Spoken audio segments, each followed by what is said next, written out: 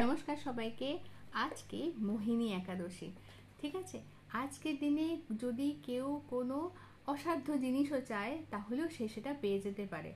যারা ভালোবাসায় খুব সাফার করছে তাদের জন্য দিনটা খুব ভালো। যারা কাজকর্ম ব্যবসায় সাফল্য চাইছে তাদের জন্যও ভালো। যারা নতুন পার্টনার অ্যাট্রাক্ট করতে চাইছে তাদের জন্যও দিনটা ভালো। সবাই এই দিনটার বেনিফিট নিতে পারে। কিভাবে, তার এক একটা করে রেমেডি আমি বলে দিচ্ছি এখন, ঠিক আছে। যারা ব্যবসায় উন্নতি চায় তারা আজকের দিনে কলা গাছের গোড়ায় একটুখানি ছোলার ডাল রেখে দিয়ে আসুন, ঠিক আছে। ভেজাতে হবে না, কিছু করতে হবে না। কতটা পরিমাণ, যতটুকু আপনার ইচ্ছে, এক মুঠোও রাখতে পারেন, এক চামচও রাখতে পারেন, 1 কেজিও রাখতে পারেন।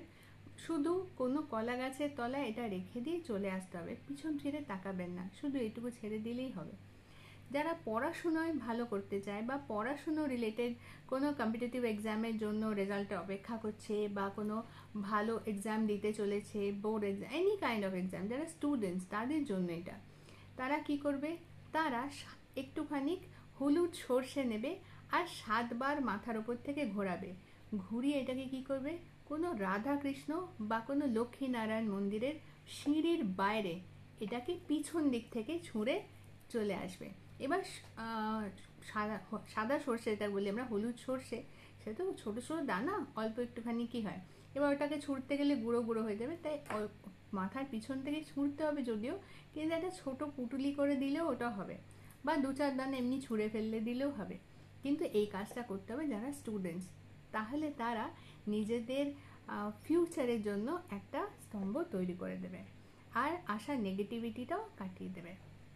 এইবার অনেকে আছে যাদের কাজ হয়েও হচ্ছে না, তারা কি করবে, তারা হলুদের গাঁট নেবে, ঠিক আছে।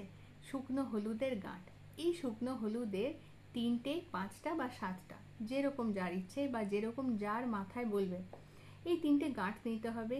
সেই গাঁটটাকেও কোনো রাধাকৃষ্ণ বা কোনো বিষ্ণু মন্দিরে শুধু পকেটে বা কাছে নিয়ে যেতে হবে এবং দেবীর পায়ে ছুঁয়ে বাড়ি ফেরার সময় কোনো চৌমাথায় ফেলে চলে আসতে হবে, আর পিছন ঘুরে দেখা যাবে না, ঠিক আছে।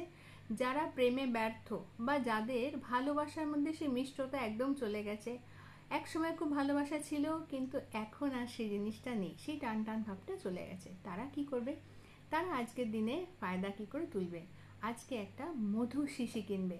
আর এই মধু শিশিটা অবশ্যই কোনো একটা লক্ষ্মীনারায়ণ মন্দিরে নিয়ে গিয়ে পুজো দিয়ে আসতে হবে। ঠাকুরমশাই ওটা দিয়ে দেওয়ার পর এবার এই মধুটাকে কী করতে হবে, এই মধুটাকে টানা 21 দিন মাথায় টিপ পড়ার মতো করে তিলক কেটে পড়তে হবে। এতে কি হবে, এতে একটা এমন আকর্ষণ তৈরি হবে যে কেউ নজর ফেরাতে পারবে না। কাজেই ভালোবাসার মানুষটাও নজর ফেরাতে পারবে না, সেও অবশ্যই টানা টানা চলে আসবে, ঠিক আছে। এরপরে যারা ভালোবাসায় এখন কষ্ট পেয়েছে, ঠিক আছে, কিন্তু তাদের মধ্যে একটা ব্রেকআপ হয়ে গেছে বা ভালোবাসার মানুষটা মুখ ফিরিয়ে নিয়েছে বা অন্য কাউকে ভালোবাসছে আর তোমায় ভালোবাসছে না, এরকম যাদের আছে তারা কি করবে, তারা আজকের দিনে একটু মধু শিশি তারাও কিনবে, কিন্তু একটু আলাদা। তাদের মধ্যে কি করতে হবে, এই মধু শিশিটার মধ্যে একটু দালচিনির পাউডার তাদের দিতে হবে, আর সাথে এর মধ্যে ফেলে দিতে হবে 3 থেকে 7 ফোঁটা গোলাপের জল, ঠিক আছে। এবার গোলাপ জল ফেলতে পারো, সব থেকে ভালো হয় যদি গোলাপের আতর ফেলা যায়, এটা সব থেকে ভালো কাজ করে। এইটাকে 3 থেকে 7 ফোঁটা ফেলে দিয়ে কি করতে হবে, এইটাকে অন্য কোনো, যাদের মধ্যে খুব ভালোবাসা আছে সেরকম কোনো কাপলের, যিনি মহিলা আছেন, এটা তার হাত দিয়ে কোথাও দূরে জায়গায় ছেড়ে আসতে হয়, বা মাটির তলায় কোনো ভালো, যেখানে ফুল গাছ, যেখানে ফুল বা ফল প্রচুর ফোটে, সেরকম কোনো গাছের তলায় পুঁতে দিয়ে আসতে হবে। তোমার ভালোবাসা তোমার কাছে অবশ্যই ফিরে আসবে, বা যে তোমায় ছেড়ে অন্যর কাছে চলে গেছে সেও দেখবে তোমার কাছে ফিরে এসছে, ঠিক আছে। আশা করছি আমার রেমেডিটা সকলের জন্য উপকার করুক আর সবাই ভালো থাকুক আর সকলকে ভালো রাখুক, ঠিক আছে।